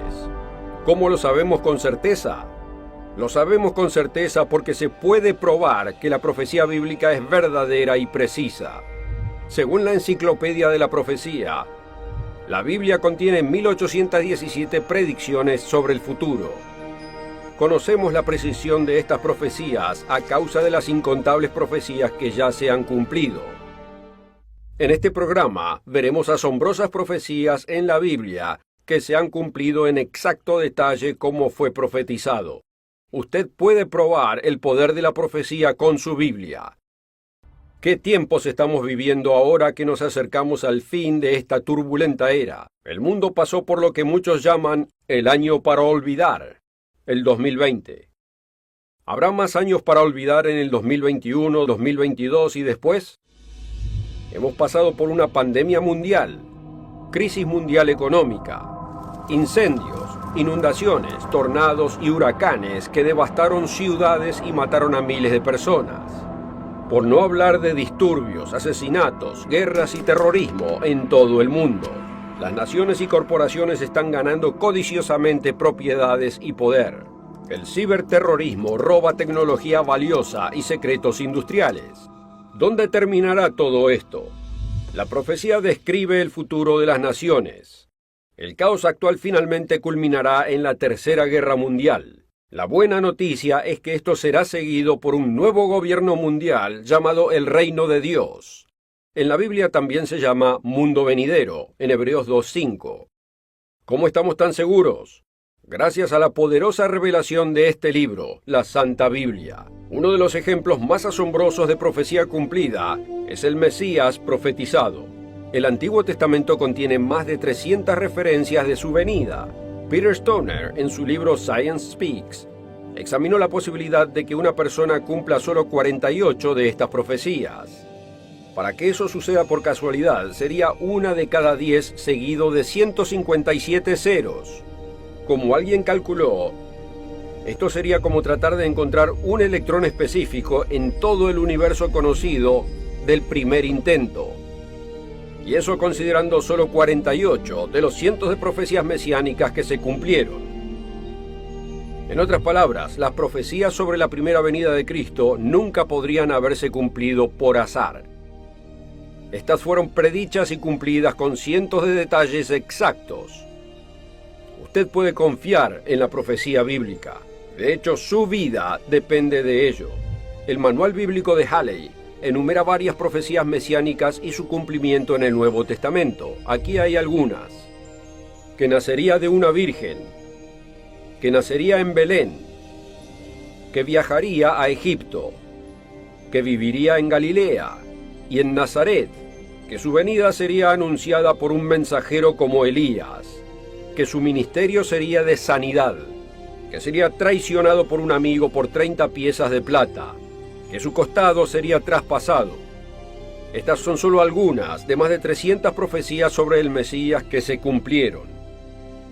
Quizás usted conozca la profecía de las 70 semanas del profeta Daniel.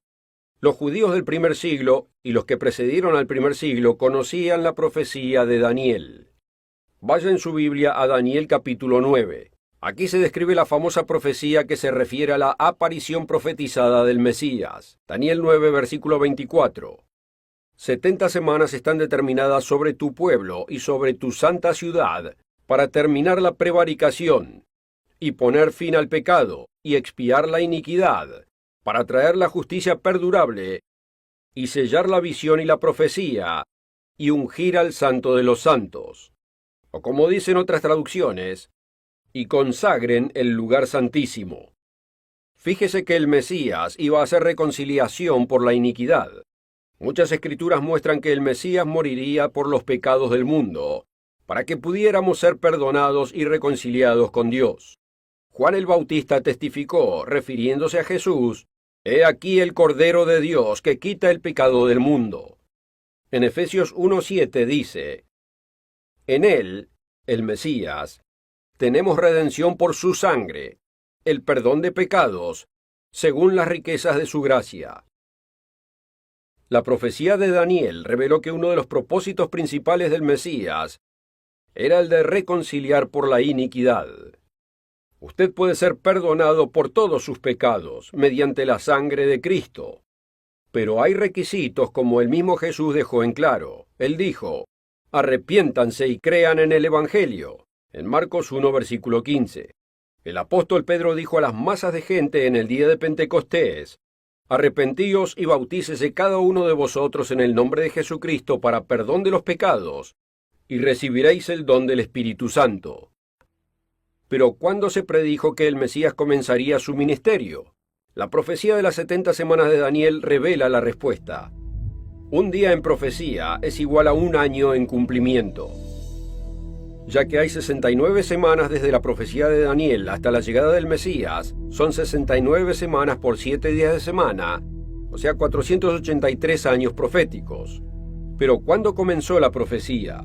Muchos eruditos se refieren al decreto de Artajerjes en Esdras 7, versículos 11 al 28, que se dio históricamente en el año 457 a.C. Avanzando 483 años desde antes de Cristo hasta después de Cristo, restamos 457 de 483 y llegamos a lo que parece ser el año 26 después de Cristo. Pero dado que no existe el año cero, al pasar de antes de Cristo a después de Cristo matemáticamente requiere agregar un año. Por lo tanto, el Mesías iba a comenzar su ministerio en el 27 después de Cristo. ¿Qué edad tenía Jesús cuando comenzó su ministerio? Justo después de que Juan bautizó a Jesús en el río Jordán, el Evangelio de Lucas dice en el capítulo 3, versículo 23, que Jesús al comenzar su ministerio era como de 30 años. Así que, ¿cuándo nació Jesús? Si restamos 30 años de edad del 27 después de Cristo, llegamos al 4 antes de Cristo, ya que no existe el año cero. Cristo cumplió la profecía de Daniel con exactitud para hacer la reconciliación por la iniquidad. Como hemos visto, el Mesías cumplió aspectos principales de la profecía de las 70 semanas de Daniel, pero quedan otros aspectos para completar. Por ejemplo, Daniel 9:24 predice más misiones en el futuro. El Mesías Jesucristo, cuando regrese, cumplirá las siguientes profecías: traer la justicia perdurable, y sellar la visión y la profecía, y ungir al Santo de los Santos, o como dicen otras traducciones, y consagren el lugar santísimo, refiriéndose al templo del milenio en Jerusalén, descrito en Ezequiel 40 al 43. Ahora consideremos otra de las grandes intervenciones de Dios y el cumplimiento de la profecía bíblica principal. Dios Todopoderoso declara por medio del profeta Isaías: acordaos de las cosas pasadas desde los tiempos antiguos, porque yo soy Dios y no hay otro Dios, y nada hay semejante a mí, que anuncio lo por venir desde el principio, y desde la antigüedad lo que aún no era hecho, que digo, mi consejo permanecerá, y haré todo lo que quiero. Por eso podemos tener confianza en el futuro profetizado, el futuro que llamamos el mundo de mañana. Eso es cuando Cristo gobernará a todas las naciones trayendo paz y prosperidad. Los grandes imperios surgen y caen. ¿Predijo Dios la caída de la Gran Babilonia? El imperio más grande de su tiempo fue Babilonia. La profecía bíblica predijo que este gran poder castigaría a otras naciones como juicio de Dios, y luego la propia Babilonia sería juzgada por su pecaminosidad. Más de 100 años antes del derrocamiento del gran imperio babilónico, el profeta Isaías nombró al propio hombre que sería responsable de la caída de Babilonia. Veámoslo en Isaías 44, versículo 28. Dios, dice de Ciro, es mi pastor, y cumplirá todo lo que yo quiero. Al decir a Jerusalén, serás edificada, y al templo serás fundado. Ciro fue rey de los persas desde el 558 a.C. hasta el 529 a.C. Así que Isaías está profetizando en el siglo VIII a.C. acerca de un rey que ni siquiera nació hasta el siglo VI a.C. Pero Isaías no solo predijo a Ciro por su nombre, también predijo cómo Ciro entraría a Babilonia para conquistarla. Esta es una historia fascinante. Vayamos a Isaías 45, versículo 1. Ciro fue el responsable de permitir que los judíos volvieran a Jerusalén y reconstruyeran el templo. Aquí Dios proclama que usará a Ciro de un modo especial. Isaías 45, versículos 1 al 3. Así dice el Eterno a su ungido, a Ciro, al cual tomé yo por su mano derecha, para sujetar naciones delante de él, y desatar lomos de reyes, para abrir delante de él puertas, y las puertas no se cerrarán. O como dicen otras versiones, despojar de su armadura a los reyes para abrir a su paso las puertas y dejar abiertas las entradas. Yo iré delante de ti y enderezaré los lugares torcidos, quebrantaré puertas de bronce y cerrojos de hierro haré pedazos. Y te daré los tesoros escondidos y los secretos muy guardados, para que sepas que yo soy el Eterno, el Dios de Israel, que te pongo nombre. La mención de las puertas de bronce muestra cómo Dios abrió el camino para que el ejército de Ciro tomara la ciudad. Babilonia parecía impenetrable con sus enormes murallas y defensas, y tenía suministros para más de 20 años de asedio. Así que los babilonios se rieron del ejército de Ciro cuando vino a atacar la ciudad. El río Éufrates atravesaba el centro de Babilonia bajo las enormes puertas de la muralla. Ciro utilizó un método ingenioso para eludir este obstáculo. Sus hombres cavaron canales río arriba para desviar el flujo del río. El historiador griego Heródoto también escribió sobre este evento. Ciro y sus tropas no combatientes redujeron la profundidad del agua en el lecho del río haciéndolo accesible, y el ejército persa que había sido dejado en Babilonia para este propósito entró en el río, ahora con una profundidad que llegaba a la mitad del muslo de un hombre, y avanzando por él se metió en la ciudad. Los mismos babilonios dicen que debido al gran tamaño de la ciudad, las afueras fueron capturadas sin que la gente del centro supiera nada. Había un festival y continuaron bailando y divirtiéndose, hasta que se enteraron de la noticia por las malas. Esa entonces es la historia de la primera captura de Babilonia. El historiador secular Heródoto confirma, al igual que otras fuentes, como la Ciropedia de Jenofonte, la profecía bíblica fue precisa y espectacularmente cumplida. El profeta Daniel estaba en Babilonia la noche que el ejército de Ciro conquistó la ciudad. Y a través del profeta Daniel, Dios también le hizo saber al rey Belsasar lo que le sucedería a él y al imperio. Es la famosa historia de la escritura en la pared. Puede leerlo en el libro de Daniel capítulo 5. El rey Belsasar preparó una fiesta, una gran fiesta para miles de sus nobles. Bebieron vino en los vasos de oro saqueados del templo de Jerusalén. Daniel 5:5. En aquella misma hora aparecieron los dedos de una mano de hombre que escribía delante del candelero sobre lo encalado de la pared del palacio real. Y el rey veía la mano que escribía. Entonces el rey palideció y sus pensamientos lo turbaron, y se debilitaron sus lomos, y sus rodillas daban la una con la otra. Se le pidió al profeta Daniel que interpretara esta inscripción en Babilonia. Una mano misteriosa había escrito un mensaje en la pared. Daniel 5, versículo 25. Y la escritura que trazó es Mene, Mene, Tekel, Uparsim. Daniel luego le dijo al rey Belsasar en el versículo 26, esta es la interpretación del asunto. Mene, contó Dios tu reino y le ha puesto fin. Tekel, pesado has sido en balanza y fuiste hallado falto. Pérez, tu reino ha sido roto y dado a los medos y a los persas. Versículo 30. La misma noche fue muerto Belsasar, rey de los caldeos, y Darío de Media tomó el reino, siendo de 62 años.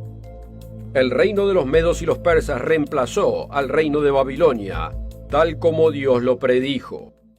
Más de 300 profecías detallaron el futuro nacimiento, vida y ministerio de Jesucristo, y Dios ha revelado a través de sus profecías las buenas nuevas de su reino próximo. En una de las profecías más familiares del Mesías, el profeta Isaías describe tanto la primera venida de Cristo como el establecimiento de su reino en su segunda venida. Isaías 9, versículo 6. Porque un niño nos es nacido, hijo nos es dado, y el principado sobre su hombro, y se llamará su nombre admirable, consejero, Dios fuerte, Padre eterno, príncipe de paz. Lo dilatado de su imperio y la paz no tendrán límite. Sobre el trono de David y sobre su reino, disponiéndolo y confirmándolo en juicio y en justicia desde ahora y para siempre. El celo del Dios de los ejércitos hará esto. Así es, lo dilatado de su imperio y la paz no tendrán límite. Amigo, el tiempo se está acortando. Estamos en el tiempo profético del fin, esperando que Jesucristo regrese pronto y establezca su gobierno eterno. Él salvará a nuestro mundo de la autoaniquilación y la extinción total. Traerá paz perdurable a la tierra y a todas las naciones. Usted debe prepararse para el reino que se aproxima. Debe seguir sus instrucciones en Mateo 6, versículo 10 y orar, venga tu reino. Que Dios lo bendiga al aplicar la meta más grande de la vida, dada por nuestro Salvador a toda la humanidad en Mateo 6:33. Mas buscad primeramente el reino de Dios y su justicia, y todas estas cosas os serán añadidas.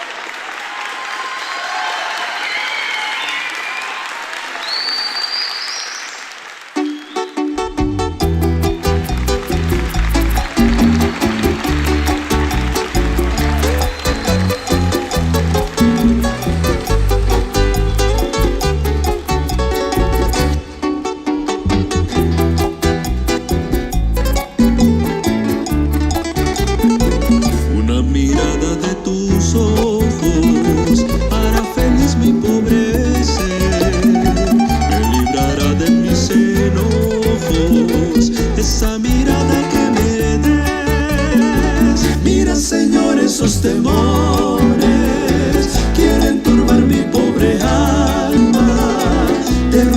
que me dé la calma y dulcifique mi pesar. Una mirada que me brindes hará feliz mi corazón, me librará de mis congojas y me dará tu bendición. Mira, Señor, esos temores quieren turbar mi pobre alma.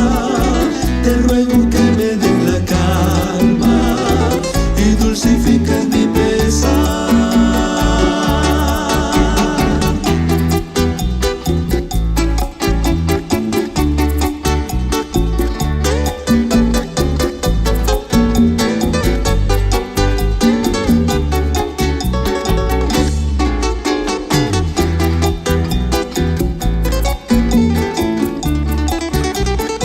Señor Jesús, yo te imploro que hoy me des tu bendición.